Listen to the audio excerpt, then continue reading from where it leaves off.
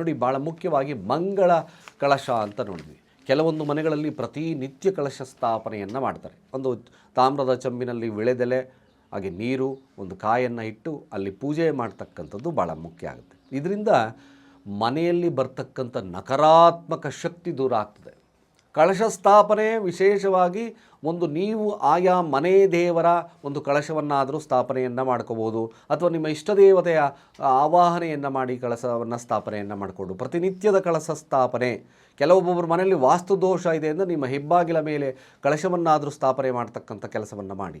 ಇದು ಆ ವಾಸ್ತು ದೋಷ ಪರಿಹಾರ ಆಗಿ ಮನೆಯಲ್ಲಿ ಬರ್ತಕ್ಕಂಥ ಸಮಸ್ಯೆಗಳು ಕೂಡ ನಿವಾರಣೆ ಆಗ್ತಕ್ಕಂಥದ್ದಿರುತ್ತೆ. ಪ್ರತಿನಿತ್ಯ ಕೆಲವೊಂದು ಮನೆಗಳಲ್ಲಿ ಕಳಶ ನೀರನ್ನು ಚೆಲ್ಲಿ ಅಂದರೆ ಗಿಡಗಳಿಗೆ ಹಾಕಿ ಮತ್ತು ವಿಳೆದೆಲೆನೇ ಇಟ್ಟು ಒಂದು ಕಾಯನ್ನು ಇಡ್ತಕ್ಕಂಥದ್ದು ಪದ್ಧತಿ ಇದೆ. ಅದರಿಂದ ದೋಷ ನಿವಾರಣೆ ಆಗ್ತಕ್ಕಂಥದ್ದು ಸಾಧ್ಯತೆ ಬರುತ್ತೆ. ಶುಭ ಇರತಕ್ಕಂಥ ಕೆಲಸ.